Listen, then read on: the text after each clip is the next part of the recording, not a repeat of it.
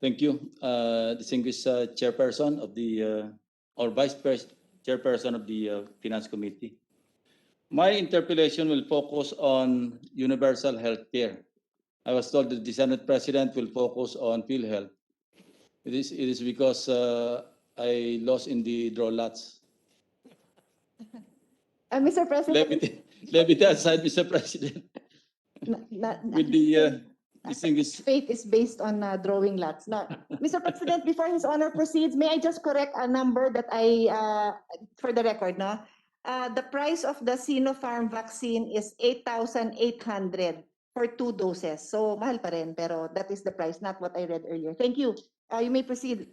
Thank you. As I mentioned earlier, I will focus my interpellation on UHC, because I think we passed the or RA 11223, I believe, in February of 2019, and it is our obligation as lawmakers to see to it that the law is implemented properly.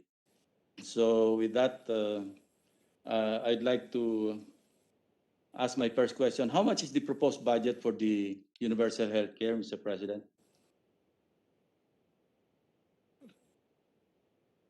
Mr. President, my staff got my laptop. 5 seconds, please.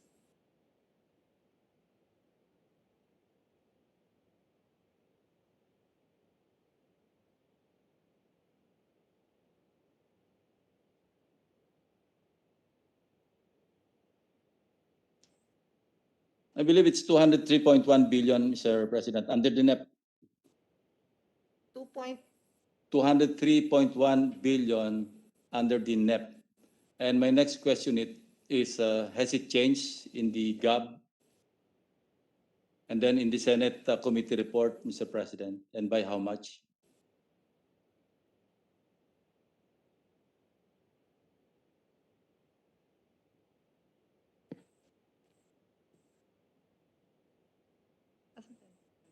Mr. President, His Honor is right, 131.228 under the NEP, and under the Senate version, it has been increased to 140.028. Sorry, Mr. President. No, kindly put it back, the first, yeah. It's 203.1 billion for the universal health care, distributed as follows, For the National Health Insurance or PhilHealth, 71.4. As you mentioned, 71.358, if I heard it right. And then for assistance to indigent patients, 17.3.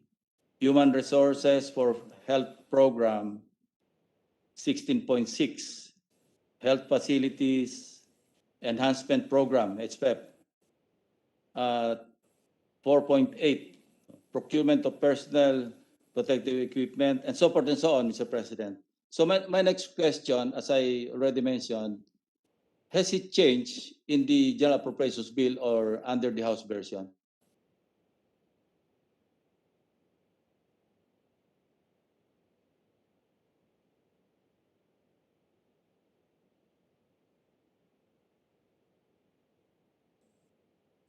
Mr. President, the Senate version is 211.874 billion. So it has changed. 227. It's not yet the Senate version, Mr. President, still in the committee report, because the Senate version will come when we pass on second and third reading the Senate version, Mr. President. I believe it's 227, if I'm not mistaken, 227 billion under the Senate version. I don't know, kindly validate the figure that I mentioned. This is only for the universal health care, Mr. President. Mr. President, a minute suspension. Session suspended.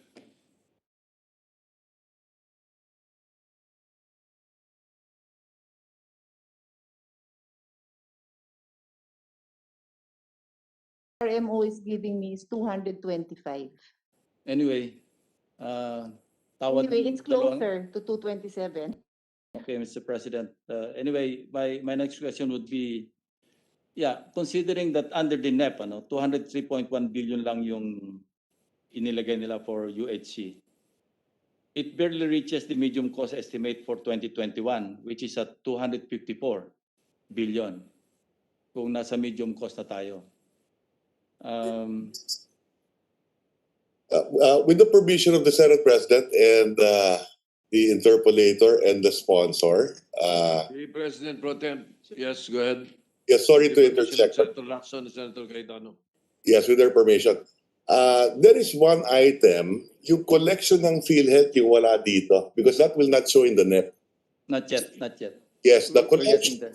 Yes, sorry, but the collection of PhilHealth in 2019 was roughly about 75 billion, more or less equal to the subsidy that government gives them.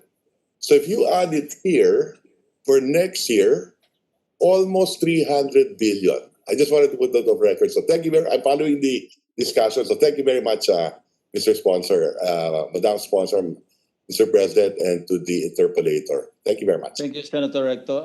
Actually, as per computation or submission ng DOF, based on the computation made by the BIR, doon sa syntax, in 2019, 101 billion pesos. Yung sa PAGCOR, merong 30 plus billion, so 50% of that would be 17 billion. But it has not been released kasi wala pa raw implementing guidelines. Those are the figures that we have, Mr. President. So,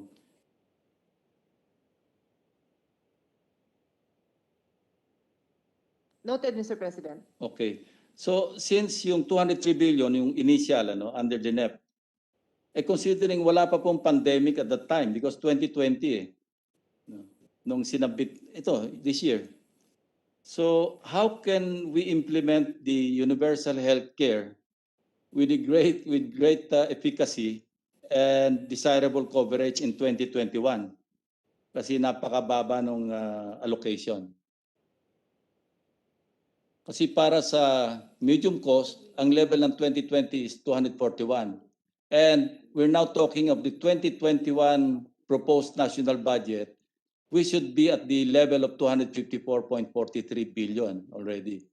And yet, yung 203, which is now increased to 225 or 227, malayo pa rin sa 254. So maraming, ang tanong ko susunod, ano yung mga programs, activities, and projects that would be sacrificed?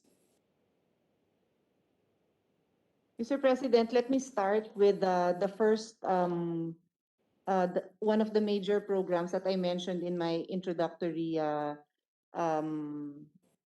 speech earlier. That would be the Consulta package. This is the rollout of the outpatient program, which is really considered primary health care. No? Ito yung heart and soul ng primary health care. That is 68, if I remember right, 68 billion pesos. That won't be covered, Mr. President. Although I have to say that in discussions I've had with PhilHealth and some health experts, there's some serious concerns about the readiness to actually roll out a 68 billion program. But nevertheless, that is a main program that should have been that they wanted to include and to roll out. That's the top one. And then I'll read the list of the other items. Thank you, Mr. President. Let's take note that because this is just the medium cost estimates, walang allocation ito para sa DOH hospitals. This will only cover the building of new barangay health stations in GIDA barangays, yung geographically isolated and disadvantaged areas. Doon lang mako-cover. And the establishment of new RHUs in 4 to 6 class municipalities. So assuming that everything will be concluded in 2 years. So we're really lagging behind in terms of the implementation of the UHC. And that is a great concern because we're in the midst of a pandemic, Mr. President. And as I mentioned, nung pinrepare ito, hindi pa naka-factor in yung coronavirus because the budget call was done, I think, in March. And the submission of the 2021 NEP was done last August 25 or 29 days after the SONA, the State of the Nation Address of the President in compliance with the Constitution. So kung wala pang, hindi pa nakapactor in yung coronavirus, napakalayo natin, Mr. President. Mr. President, I cannot agree more with His Honor. I had hoped, and I believe I've made it. I've made my position on this. I've been very vocal about my desire to take advantage of this pandemic and make our country more health resilient. I felt that this is the sabi nga nila, never let a crisis go to waste, no?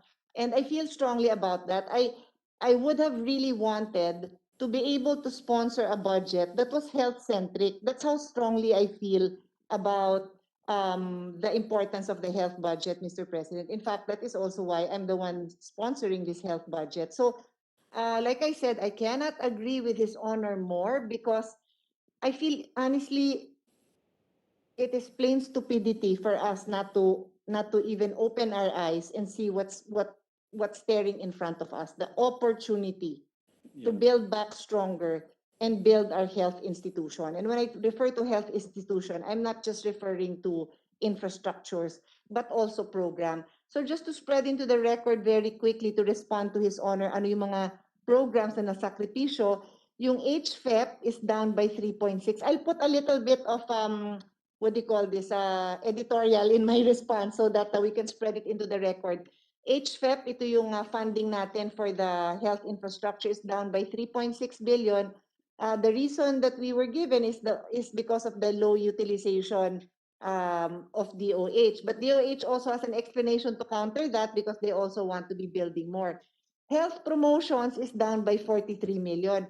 Mr. President, to me, this is a very important component because katulad nito, people are still how they call this, deciding how they feel about vaccines after the Dengvaxia scare. So health promotion is so important so that people would understand the importance of a COVID vaccination. So we cannot underestimate this item, but it's down by 43 million. Environmental and occupational health, it is also down by 49 million. I cannot overemphasize the link between environmental health and a person and one's personal health. And finally, prevention and control of non-communicable diseases is down by 135 million, which is a shock, Mr. President, because here we are in the midst of a pandemic and we have enough reports that confirm that people will continue to get sick. These non-communicable diseases did not disappear overnight. So why would we be lowering our budget for this? So I share His Honor's concern. Yes, and again, it must be noted that the funding for HFEP under the 2020 budget is even significantly higher than the 2021 proposed budget under the NEP, at 4.7 billion. Kasi sa 2020, as you can see on the screen, 8.4 billion ito. So bumaba pa siya. Na-FLR yan. Pati, FLR. wonder of wonders, kasi health na nga yung pinag-uusapan, we passed the Bayanihan 1, nadamay pa sa FLR yung HFEP. I know. But again, I heard that eventually, yung FLR for HFEP was released, no? Pero kulang pa siya ng, I think something like 88 million pesos pa ang naiwan. That is correct, Mr. President. I was told as of November 3, 2.391 billion of FLR HFEP projects were released, and there is still just 88 million. 88 million. Pointed That's out correct. that has yet to be released. Yes, that is correct, Mr. President. So, And if I may also add, Mr. President, World Bank and economic experts tell us that one way that we can bounce back or at least thrive or try to survive better is to be building. So, ang sa akin nga, in the early days, I was really batting for a lot of health infrastructure because it will kill two birds with one stone. We are spending, bringing economic activity all over the country, and then health pa yung pinapatayo natin. But sadly, based on the budget, it doesn't look like that's what's happening. yeah, and we must remember that under the MTEP medium cost estimate, ang ano diyan, we should build one BHS per GIDA. Yung GIDA is the geographically isolated and disadvantaged areas, yung mga barangays.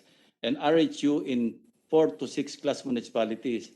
And when we talk of 4 to 6 class municipalities at saka yung grossly isolated and disadvantaged areas, walang papasok na private sector dyan to invest. So government will have to cover practically 100% of the deficits in those areas.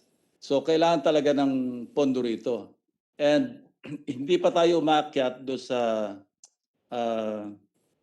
do sa high cost at 257 billion because pag-uusapan nga natin na nasa medium cost tayo, nasa medium cost at 254. Ang level pa lang natin ngayon, hindi pa tayo umabot sa level ng 2020 because 241.84 yung 2020. At any rate, Mr. President, gusto ko lang malaman, what is the ratio of barangay health stations to GIDA right now as we speak?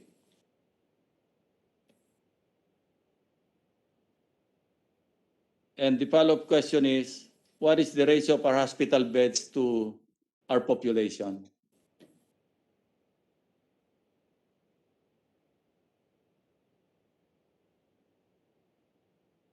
Alin ang 1:9?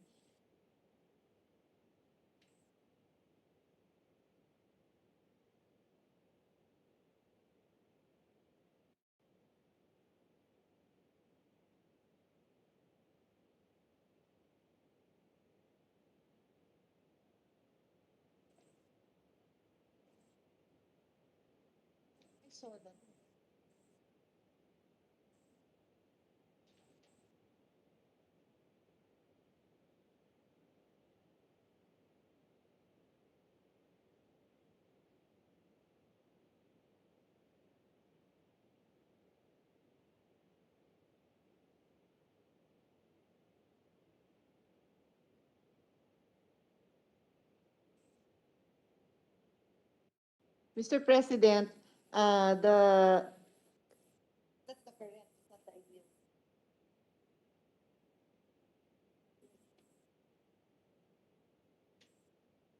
Okay, how much do we have?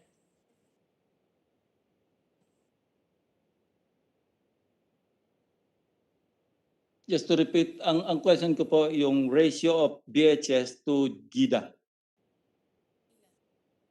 Not to population, to GIDA.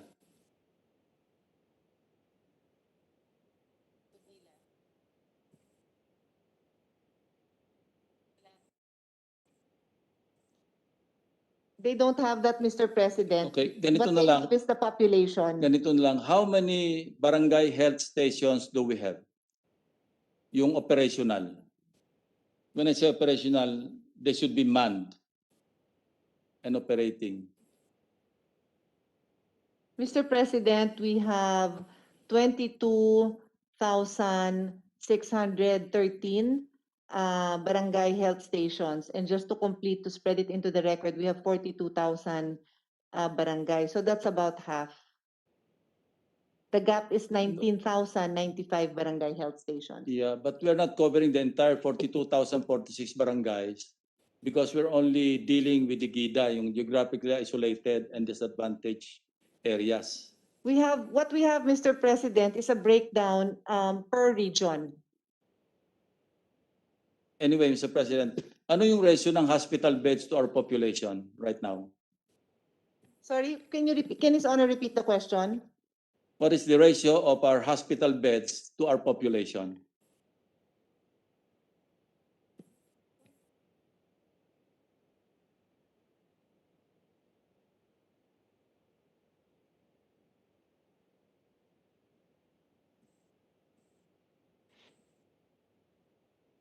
Hospital beds,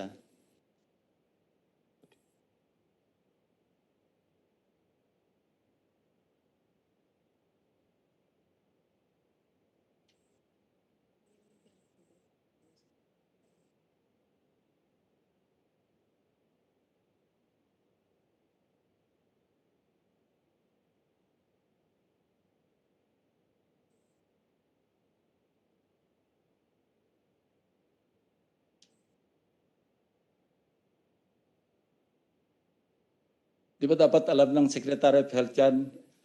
Isang ganun lang. Alam niya kung ilan yung ratio ng hospital beds sa population.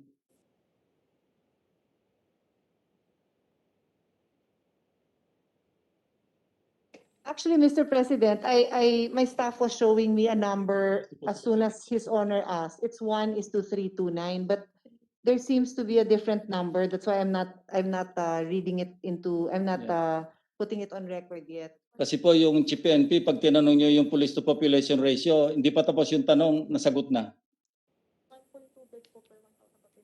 This is the actual. Huh?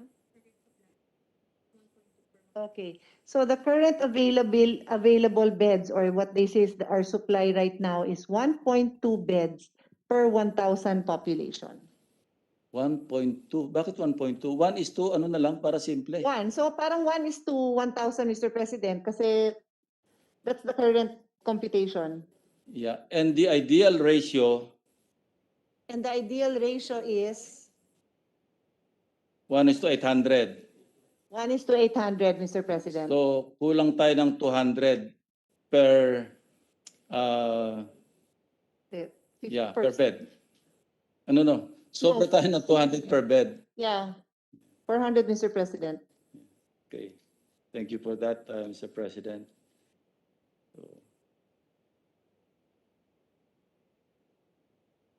Now, how can we compensate doon sa number ng HFEP, doon sa funding sa HFEP under the 2020 budget, no? Kasi nga sabi ko kanina, mas mataas pa sa 2021. Yes. So how do we compensate? Kasi somebody went to my office, ano? I think she's from DOH, and she's practically pleading to realign some amount for HFEP. Parang ang gap ninyo is what, 13 billion pesos? 13 billion, tama, no? I have a file on that. Yung ilang centers ang kulang. Nakita ko yun.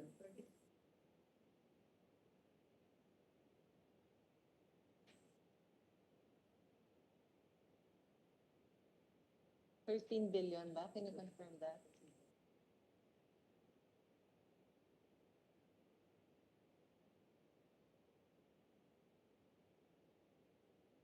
The request, Mr. President, for HFEP budget is 13.4 billion. This would include infrastructure of 4.8, medical equipment of medical equipment of 2.3, and motor vehicle of 618 million. That total is 7.8 million, but there's also a 5.5 billion in the unprogrammed funds. So 13.4 billion all in all ang hinihingi po nila. Okay. Moving on, Mr. President. Section 37 of the Universal Healthcare Law provides that 50% of the national government share from the income of PAGCOR and 40% from the charity fund of the PCSO collections shall be used as sources of funds in the implementation of the program, UHC. Bakit hindi nakaka-release ang national government ng share ng PAGCOR and PCSO sa PhilHealth? Kasi in 2019, here are some figures, Mr. President. PAGCOR remitted 35.46 billion to the national government through the Bureau of Treasury. 50% of this is, of course, as I mentioned, 17.73 billion. Now, DOH is currently finishing the operational guidelines on the implementation of funding appropriations for the UHC. What is the status of the operational guidelines? Because DOH is the one in charge in issuing the operational guidelines. And that's the reason why PAGCOR or the BTR cannot yet remit the 17.73 billion. That's only for PAGCOR. When can you finish the crafting of the operational guidelines? Malaki rin po ito, 17 billion. Sayang.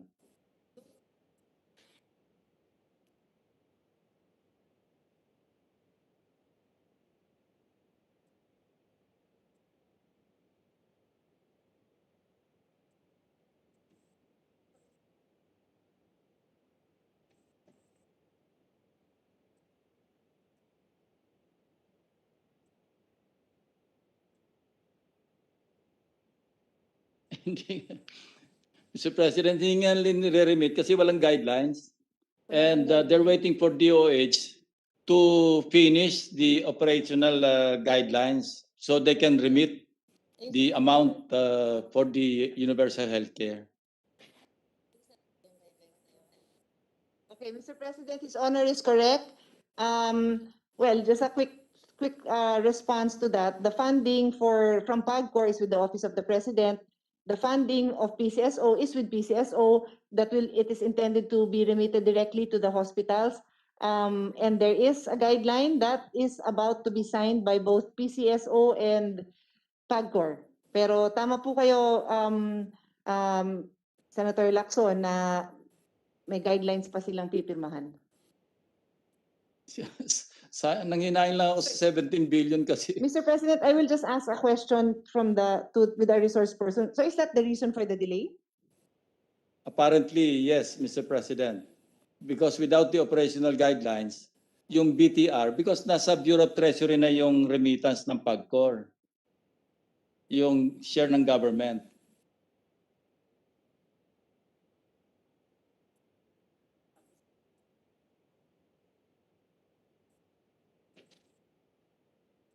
Kasi hala kayo, 2019 pa ito darating pa yung 2020. Maybe that's another 17 billion, maybe less because of the pandemic.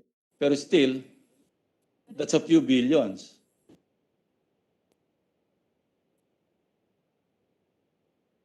Sige. Mr. President, the guidelines had to be reviewed by DBM and DOF. But yun nga, in-expect na daw nilang ma-release na po yan. Thank you. Sana. Sana po. Yeah. So, yung sources of funds, yung all sources of funds for the implementation of UHC, how are they accounted by DOH, Office of the Secretary, Mr. President? Kasi dalawa lang naman ang agencies involved dito, Office of the Secretary and PhilHealth.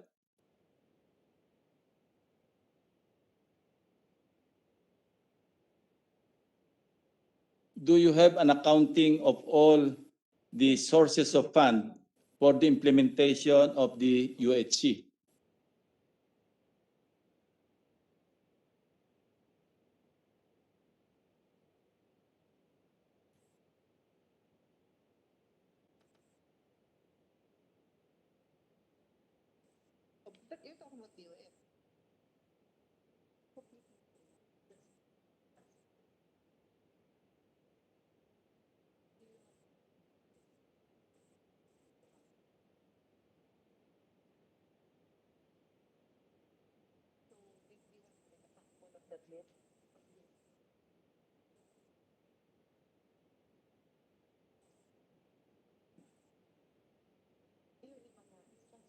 Tinatanong niya lahat ng sources.